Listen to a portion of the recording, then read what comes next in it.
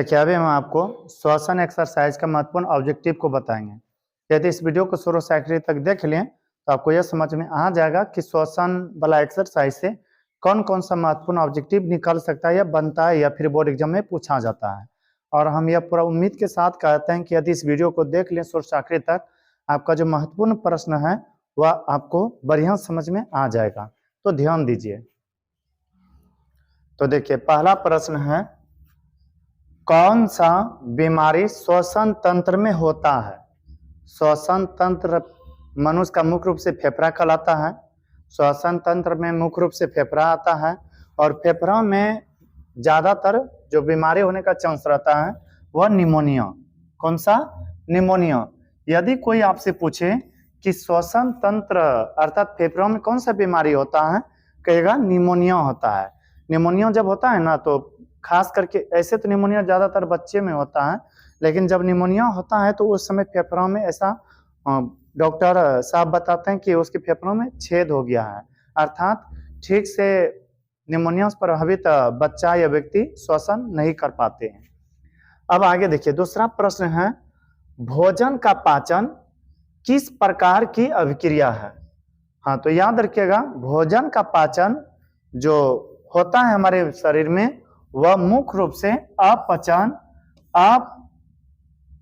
अपचयन अभिक्रिया है। कौन सा अभिक्रिया है? अपचयन अभिक्रिया। अब को कहेगा अपचयन अभिक्रिया किसे कहते हैं?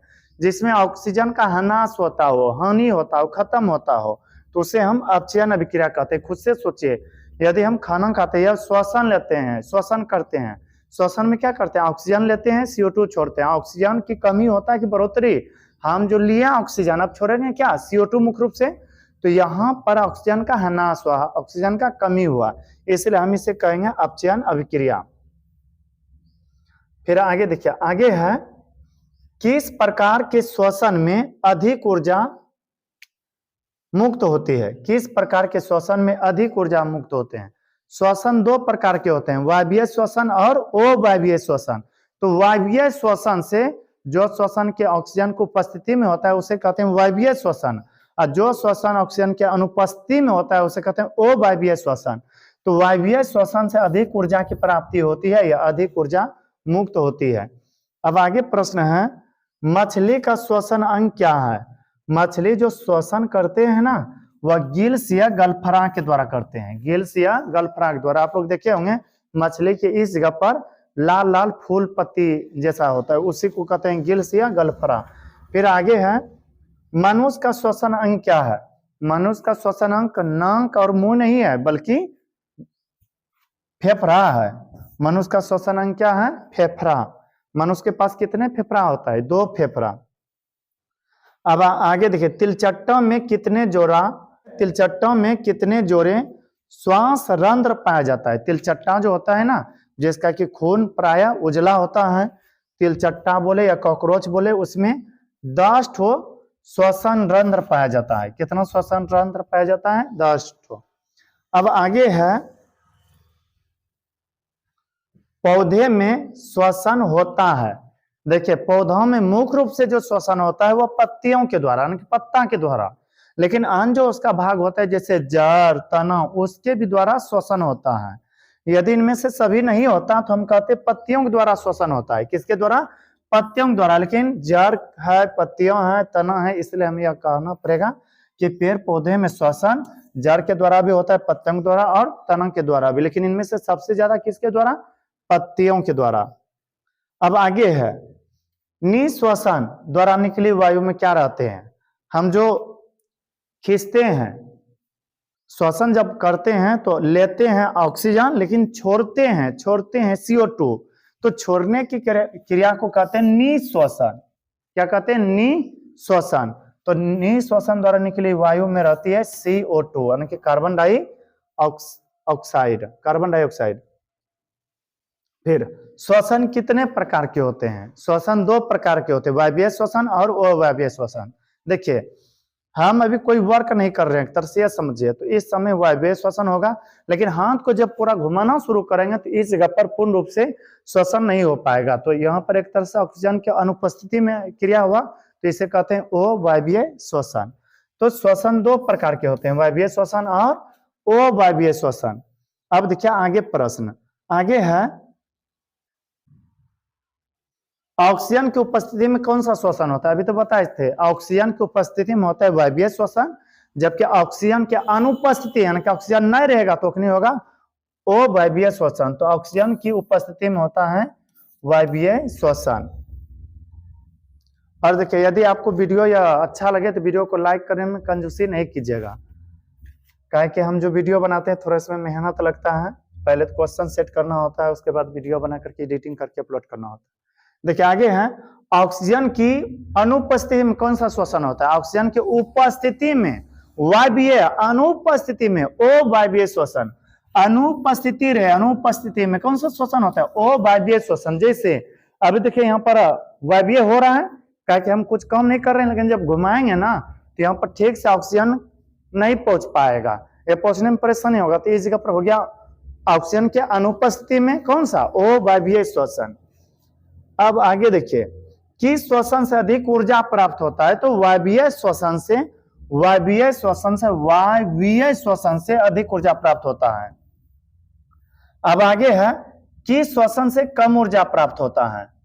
तो किस श्वसन से कम ऊर्जा प्राप्त होती है? तो अवायवीय श्वसन से, अवायवीय श्वसन से कम ऊर्जा प्राप्त होती है। आगे है, अवायवीय श्वसन से किसका निर्माण होता है? पता है, अवायवीय श्वसन जो होता है उससे होता है पायरुवेट का निर्माण, एथेनॉल का निर्माण, लैक्टिक अम्ल का निर्माण, और इसलिए हम मारेंगे इनमें से सभी। याद रखिएगा, जब हम काम करते हैं तो यहाँ पर होता है अवायवीय श्वसन, और अवायवीय श्वसन के कारण काफी मात्रा में जम जाता है इस जगह पर लैक्टिक अम्ल, और लैक्टिक अम्ल जमा होने के कारण हमारा मांसपेशी दर्द करने लगता है। आप देखिएगा, जब खूब चलते हैं, लगातार चलते रहते हैं, तो वहां पर अवायवीय श्वसन होता है। अवायवीय श्वसन के कारण से लैक्टिक अम्ल, इथेनॉल, पायरुवेट, मुख्य रूप से लैक्टिक अम्ल जम जाता है। इसी अम्ल के कारण से उस अंग में दर्द होने लगता है। जिससे पैर से खूब चले हैं तो पैर में दर्द, हाथ से खूब कम किया तो हाथ में दर्द। अब आगे देखिए, आगे प्रश्न है, श्वसन के दौरान मनुष्य कितना प्रतिशत नाइट्रोजन ग्रहण करता है? इस सब प्रश्न का उत्तर आसानी से आप दे सकते हैं। आप खुद से सोचिए, आपको यदि 2 समोसा दिया है खाने के लिए और पूरे खा गया, आपसे हम पूछें कितना समोसा खाए तो कहिएगा 2, क्योंकि आपको दिया गया है कितना? 2 ही खाने के लिए। उसी तरह से वायुमंडल में जो है ना 78% नाइट्रोजन, यहाँ पर जो ऑक्सीजन आप कह रहे हैं क्या है? हवा, इसमें 78% नाइट्रोजन है। कितना प्रतिशत? 78%। तो इसी के माध्यम से याद रखना है कि यदि 78% है यहाँ पर नाइट्रोजन, ऐसे करेंगे तो कितना प्रतिशत जाएगा? 78% नाइट्रोजन जाएगा। तो श्वसन के दौरान मनुष्य कितना प्रतिशत नाइट्रोजन ग्रहण करता है? तो कहेगा 78%, जबकि इस वातावरण में पाया जाता है ऑक्सीजन 21%। सबसे ज्यादा वायुमंडल में नाइट्रोजन ही पाया जाता है। अब देखिए आगे प्रश्न है, श्वसन के दौरान मनुष्य कितना प्रतिशत ऑक्सीजन ग्रहण करता है? ऑक्सीजन ग्रहण करता है, अभी तो बताए थे 21% ऑक्सीजन पाया जाता है। यहाँ कितना प्रतिशत? 21। जितना पाया जाएगा उतना ही ग्रहण करेगा ना। नाइट्रोजन पाया जाता है 78, तो 78 ग्रहण करता है, और ऑक्सीजन पाया जाता है केवल 21%। तो 21% हम लोग श्वसन के दौरान ऑक्सीजन ग्रहण करते हैं। अब आगे देखिए, हाँ एक बात हो याद रखिएगा, 78% हम लोग नाइट्रोजन लेते हैं और छोड़ते भी हैं, 78%, लेकिन ऑक्सीजन जो 21% लेते हैं, पता है छोड़ते हैं केवल 17%। कितना प्रतिशत छोड़ते हैं? 17। और लॉस कितना का लगता है ऑक्सीजन में? 4%। यही का क्या बन जाता है? CO2 बन जाता है, कार्बन डाइऑक्साइड। तो 17 4 कितना हो जाता है? 21। फिर से सुनिए, हम ऑक्सीजन के श्वसन के दौरान ऑक्सीजन लिए कितना? 21%, और छोड़ते हैं कितना? 17, और उसमें 21 में कितना बचा? 17 छोड़ने पर 4% बन जाता है कार्बन डाइऑक्साइड। तो वही अब आगे है, श्वसन के दौरान मनुष्य कितना प्रतिशत ऑक्सीजन छोड़ता है? छोड़ता है कितना? 17%। देखिए आगे प्रश्न है, श्वसन के दौरान मनुष्य कितना प्रतिशत कार्बन डाइऑक्साइड ग्रहण करता है? याद रखिएगा, मुख्य रूप से खेला होता है श्वसन में ऑक्सीजन और CO2 का। नाइट्रोजन तो हम लोग 78 लेते हैं, 78 ही छोड़ देते हैं। ऑक्सीजन 21% वायुमंडल में पाया जाता है, हम ग्रहण भी करते हैं 21, लेकिन छोड़ते हैं कितना, केवल 17%। और CO2 कितना बन जाता है, कार्बन डाइऑक्साइड कितना बन जाता है, 4% बन जाता है कार्बन डाइऑक्साइड। हालांकि आपको ऐसा लग रहा होगा 17 छोड़ते काफी नहीं, इधर यह भी सोचे ना 4% कार्बन डाइऑक्साइड है, और कार्बन डाइऑक्साइड के कारण से इतना गर्मी लगता है। सोचिए यदि 17 छोड़ना शुरू करते CO2 कितना और गर्मी बढ़ेगा। और वायुमंडल में पाया जाता है CO2 केवल 0.03%, जो कि 1% या आधा प्रतिशत के बराबर नहीं होता है। तो याद रखिएगा, यदि कहेगा हम लेते हैं कितना ऑक्सीजन 21%, छोड़ते हैं कितना 17, और CO2 कितना छोड़ते हैं 4, इसी में इसका विलन हो जाता है, मिलन हो जाता है। फिर आगे है श्वसन के दौरान मनुष्य कितना प्रतिशत CO2 ग्रहण करता है, कार्बन डाइऑक्साइड ग्रहण करता है, तो ग्रहण करता है कितना 0.03%। श्वसन के दौरान मनुष्य कितना प्रतिशत कार्बन डाइऑक्साइड छोड़ता है, लेता है 0.03%, जबकि छोड़ता है कितना प्रतिशत 4%। छोड़ता है 4%, ऑप्शन में कहाँ है, यहां पर लिख देते हैं 4% छोड़ता है। कितना छोड़ता है 4%, ऑप्शन नंबर डी। अब आगे देखिए, आगे है मनुष्य में कितने फेफड़े होते हैं, मनुष्य में कितने फेफड़े होते हैं, तो मनुष्य में 2 फेफड़े होते हैं, एक राइट साइड में एक लेफ्ट साइड में। मनुष्य में कितने फेफड़े होते हैं, 2 फेफड़े होते हैं। अब आगे देखिए, आगे है ऑक्सीजन ग्रहण करने की क्रिया को क्या कहते हैं। हम लोग जो ऑक्सीजन ग्रहण करते हैं ना, उसे कहते हैं प्रश्वास, और ऑक्सीजन जो छोड़ते हैं, ऑक्सीजन लेकर के जो CO2 छोड़ते हैं, छोड़ने की क्रिया को कहते हैं उच्छ्वास। और प्रश्वास और उच्छ्वास दोनों जब मिलता है तो इसे ही कहते हैं श्वासोच्छ्वास। क्या कहते हैं, श्वासोच्छ्वास। तो इस जगह पर मुख्य रूप से था ऑक्सीजन ग्रहण करने की क्रिया को क्या कहते हैं, तो कहना है प्रश्वास। फिर आगे देखिए, आगे प्रश्न है कार्बन डाइऑक्साइड छोड़ने की क्रिया को क्या कहते हैं। अभी तो बताए थे ऑक्सीजन लेने की क्रिया को प्रश्वास और CO2 छोड़ने की क्रिया को उच्छ्वास कहते हैं। CO2 छोड़ने की क्रिया को उच्छ्वास, और कोई कहे ऑक्सीजन लेकर CO2 छोड़ने की क्रिया को क्या कहेंगे, तो कहेगा श्वासोच्छ्वास। अब आगे है ऑक्सीजन ग्रहण करके कार्बन डाइऑक्साइड छोड़ने की क्रिया को क्या कहते हैं, अभी तो बताए थे क्या कहते हैं, श्वासोच्छ्वास। अब आगे फिर प्रश्न है चींटी देखे हैं ना, टिड्ढा, वो जो मकई सबके पौधे पर पाया जाता है, चींटी, टिड्ढा, तिलचट्टा किसके द्वारा श्वसन करते हैं। चींटी हो या टिड्ढा हो या तिलचट्टा हो, ये सभी श्वसन करते हैं ट्रेकिया के द्वारा, जिसे हम कहते हैं श्वसन रंध्र।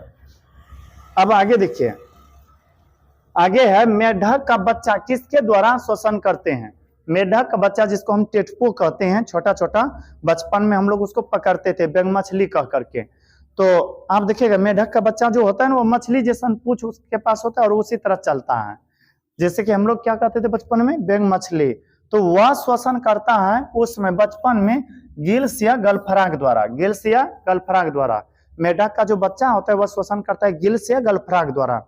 जबकि जब बड़ा हो जाता है तो पानी के अंदर जाने पर श्वसन करता है त्वचा से, और बाहर पर मिट्टी पर जब रहता है तो उस समय श्वसन करता है फेफड़ा से।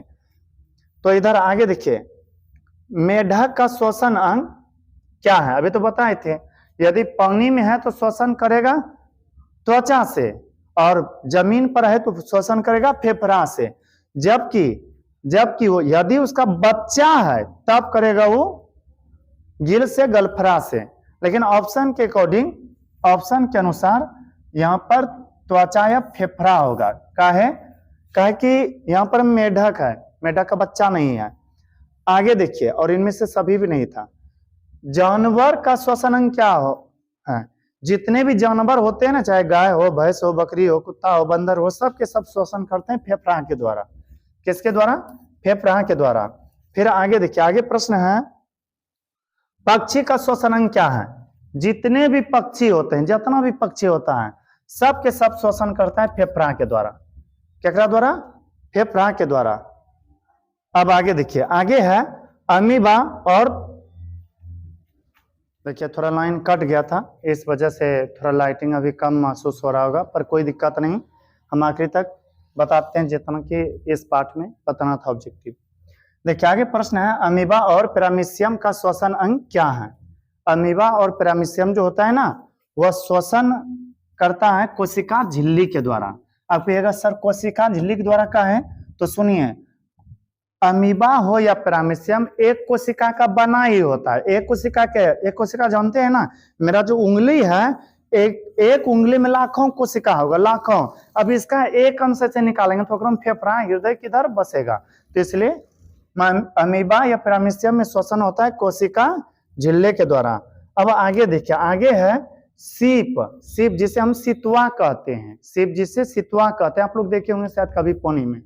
सीप का श्वसन अंग क्या है? सीप या सितुआ जो होता है उसका श्वसन अंग होता है गिल्स या गलफरा।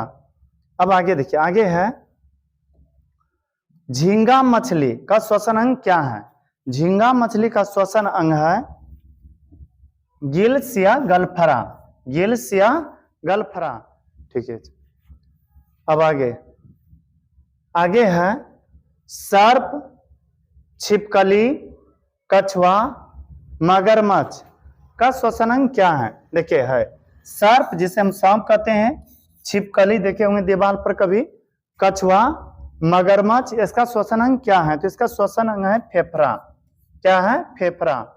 देखिए आगे है केचुआ जिसे हम चेरा कहते हैं, मिट्टी में जो देखे होंगे, जैसे कि किसानों का परम मित्र भी कहा जाता है। केचुआ का श्वसन अंग क्या है? केचुआ जो है ना, वह त्वचा के द्वारा श्वसन करता है। किसके द्वारा श्वसन करता है?